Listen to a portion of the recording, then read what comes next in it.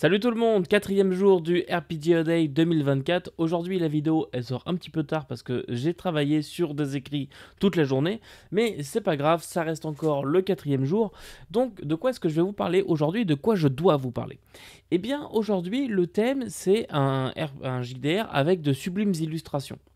Bon, alors là, encore une fois, on a moult choix, puisque des livres qui sont très beaux, dans le milieu du jeu de rôle, on en a quand même beaucoup, beaucoup. On a vraiment le choix.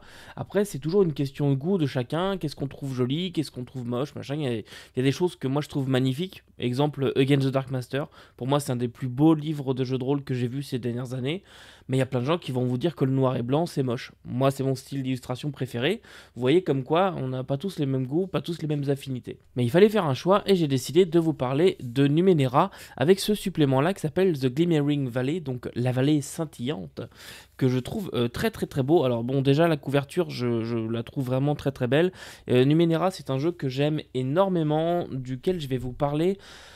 Je pense d'ici la fin de l'année, normalement c'est toujours prévu comme ça, je vous parlerai de Numenera avant la fin de l'année.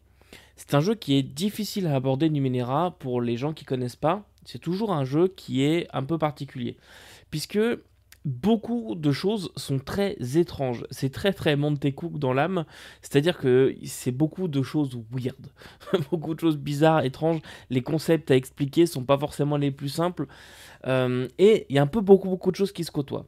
Donc dans ce supplément que je trouve très très beau, si on regarde rapidement à l'intérieur déjà, on a ce genre de couleurs un petit peu, comment dirais-je, un petit peu fluo.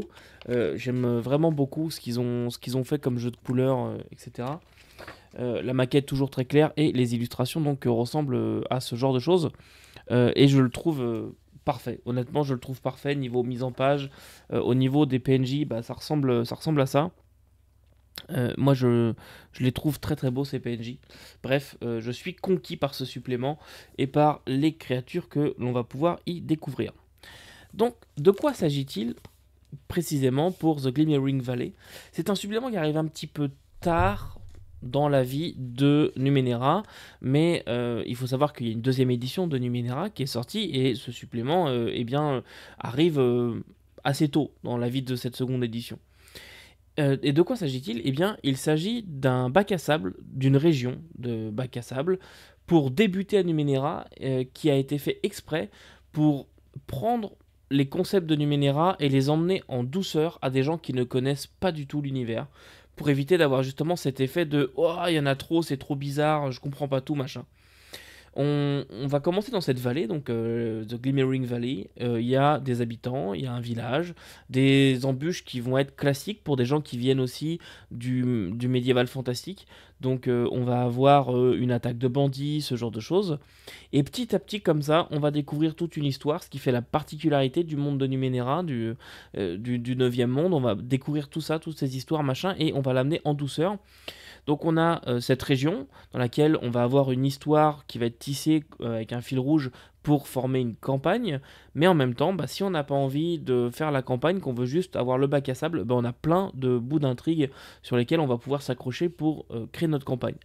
Moi je vous le dis tout de suite, Numenera c'est un jeu que j'ai vraiment beaucoup envie de jouer depuis plusieurs années. J'ai déjà fait des parties il y a plusieurs années de ça.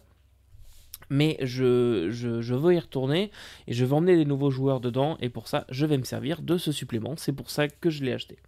Donc voilà, The Glimmering Valley pour Numenera, c'était ma réponse à la quatrième question pardon, du RPG A Day 2024. Bien évidemment je vous ferai une critique de l'ouvrage en temps et en heure quand j'aurai parlé déjà du coffret avec les ouvrages de base de la gamme. Et puis en attendant, on se retrouve demain pour la cinquième question. Et n'oubliez pas que vous ne pouvez pas tout lire et tout faire jouer, mais vous pouvez toujours essayer. Salut!